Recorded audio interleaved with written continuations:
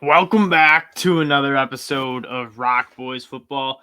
Continuing with our 2022 season previews as we take a look at the Missouri Tigers. Kind of an honorary Missouri fan. I got some boys down in Missouri who I'm good friends with. We talk some football with them, and I'm excited to talk some Missouri football. Before we get into it, just wanted to say thank you guys for all the support you guys have shown the channel. I've had a blast talking football with you guys in the comment section, learning about all these teams heading into 2022. And if you guys appreciate the content, you guys like the content, you like talking college football, consider subscribing to the channel. We really appreciate it. Let's start talking some Missouri football. Eli Drinkwitz heading into his third year in Missouri. 2 mediocre years, kind of a disappointing end to their season. Last year with that loss in the bowl game to Army. But there's a lot of reasons to be excited about this Missouri team and kind of the future that they have. Obviously, you wish Eli Drinkwitz had a better start to his tenure at Missouri, but he's recruiting really, really well. That 2022 class is kind of a class that he's going to build this program on. Obviously, bringing in some massive, massive recruits, starting with Luther Burden, but they did a really, really good job. And you're excited about some of the young talent that they have on this team. Let's start with the quarterback position. Connor Bazelak transfers out to Indiana. He was not great.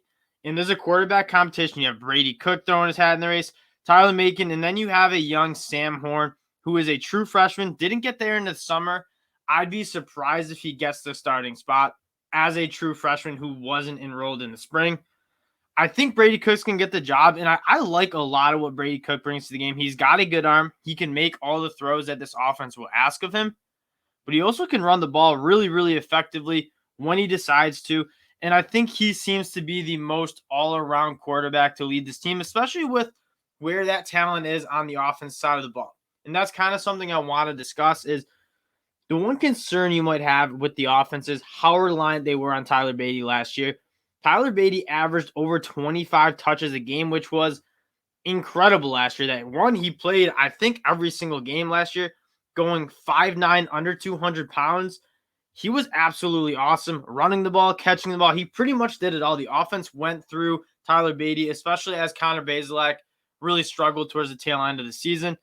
Who is going to replace him? You have Nathaniel Pete transferring from Tennessee. Elijah Young got some carries for you guys last year.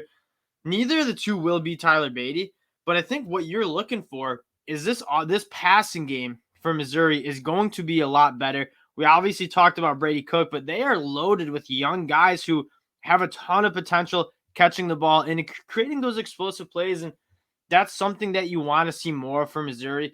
We talk about this a lot. It is really hard to go 12 plays, 75 yards, and score a touchdown in college. It's really easy if you can throw in some of those more explosive plays, get a 40-yard pass, and turn that 12-play drive into more of like a 4-play, 75-yard touchdown drive. That's what I think Missouri can do a little bit more of. Looking at some of the guys who could provide some explosive plays, it's got to start with Luther Burden, who I don't normally love true freshmen being leaned on as heavily, but this guy is a generational talent for Missouri to get. The third best player nationally, the number one wide receiver in that 2022 class, and he's built like a guy ready to play week one, day one college football. 6'2", 210-ish pounds from what I'm hearing. He's put on some muscle during spring and summer workouts. He's going to be a guy that he can create separation. He can win vertically if you watch the spring game, but he's also really, really good with the ball in his hands. I expect him to get 10 touches a game, get creative, get this guy the ball in his hands and get the ball in his hands early. But you also have some other guys that say Luther Burden maybe needs some time to develop. He is an 18-year-old kid. Tavaske Dove was their leading receiver last year. I like what his game is. Dominic Lovett's another young guy who is a 4-star commit. You have Mookie Cooper coming over from Ohio State. I like his game a lot. He was a top 100 recruit transferring in from Ohio State. And then you have more of the experienced Barrett Bannister, he's just going to get open. He's going to catch the balls that are thrown his way. Is he going to be the guy that I expect to be that explosive receiver downfield? No. But I do think that there's a very valuable aspect when you have a wide receiver who's experienced and he's reliable, and he's going to just catch the balls that are thrown his way, move the chains if he needs to, especially kind of counteracting more of the young, unproven talent that Missouri has. They have a guy in Barrett Bannister who has produced for years at Missouri. I believe it's his 5th year in the program. He's going to be a guy that if Brady Cook needs to lean on a guy, it could be Barrett Bannister. Strength of this offense is their offensive line. They have a great offensive line. Javon Foster, at left tackle, potential draft pick. And then at right tackle, you also really, really like Highland Waite. The two guys that you feel really good about being some of the better tackles in the SEC, and you're returning, I believe, 5 starters from last year, 5 guys who've had starting experience. This offensive line is going to be good. So you might lose your running back in Tyler Beatty, but the offensive line is going to get better. And Nathaniel Pete's a guy that he can run the ball given some good blocking. He did average 7 yards a carry in 2020 during the COVID year at Stanford. So you do feel good about this offense, and you really feel good about the potential for that explosive plays that kind of Missouri lacked a little bit on offense as they really struggled to push the ball downfield through the air. Defense, I'm high on this defense. This defense was really bad last year. It was really bad against the run. I mean, they gave up over 5 yards per carry, 5.3 yards, so closer to 5.5 yards per carry on the ground, giving up 227 yards rushing. It is really hard to have a good defense when you're that poor stopping the run.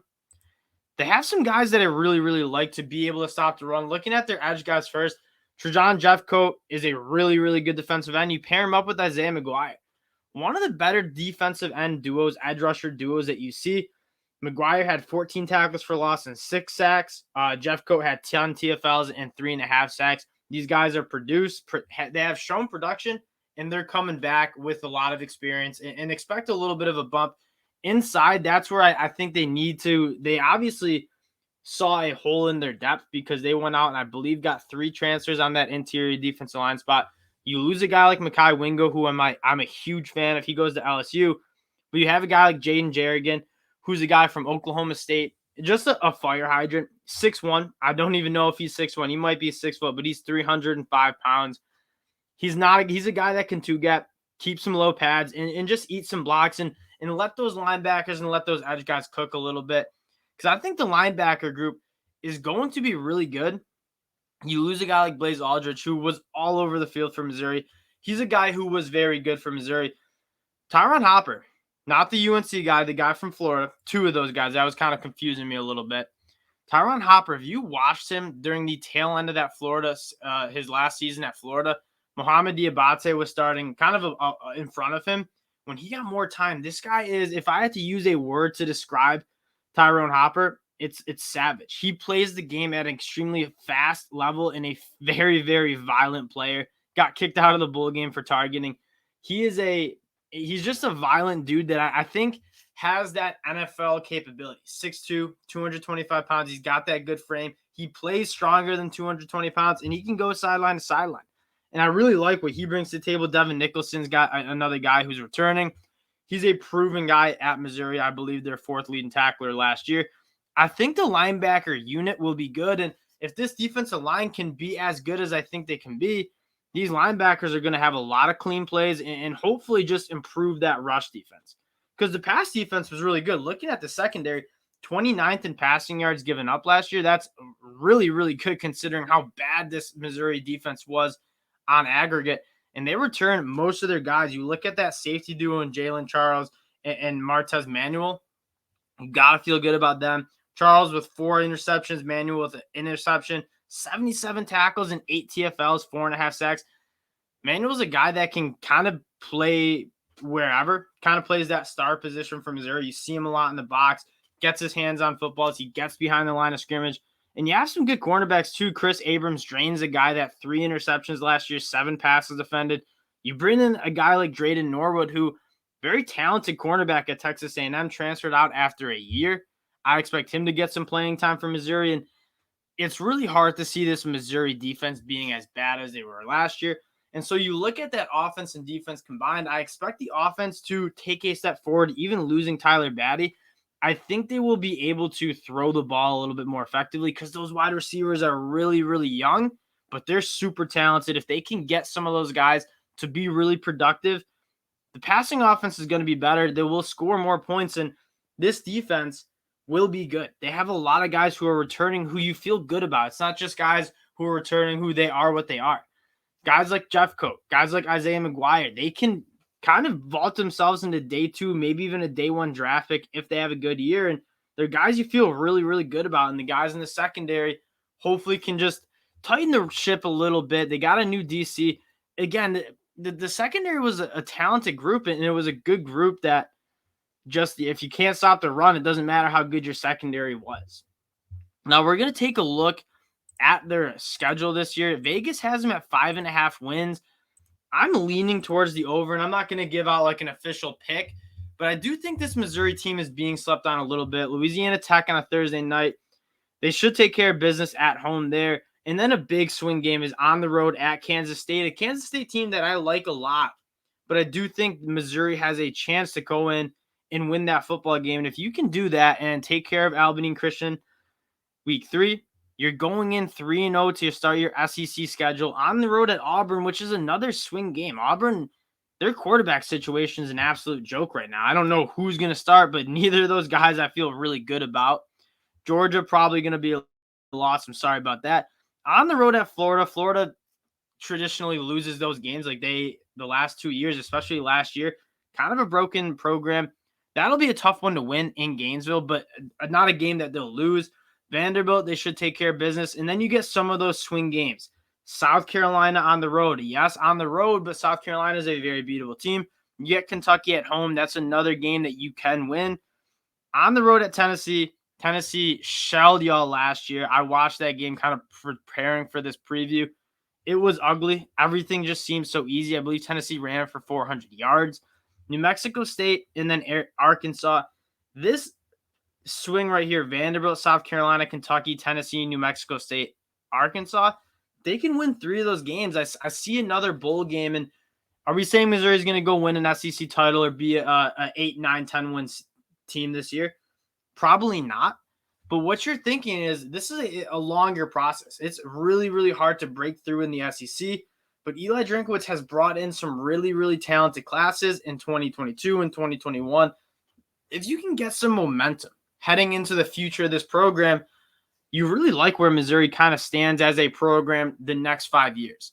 Again, you're building to being able to compete in the SEC. Is that going to be happening this year with some of the young talent? Probably not. But in 3 years, when you get guys like Luther Burden, who's going into his 3rd year, and Sam Horn maybe at quarterback, you got to feel pretty good about where Missouri stands.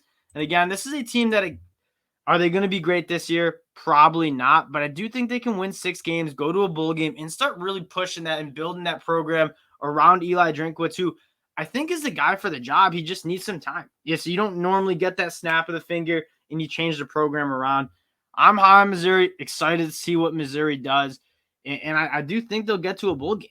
I appreciate you guys checking us out again. If you guys like the content, consider subscribing to the channel again. And let me know in the comment section which players I'm missing out on. So I'm doing it to learn about this program. And you guys have been absolutely awesome. Let me know who I'm missing out on and who I need to keep an eye on my radar. We'll talk to y'all later. Appreciate you checking us out. Peace.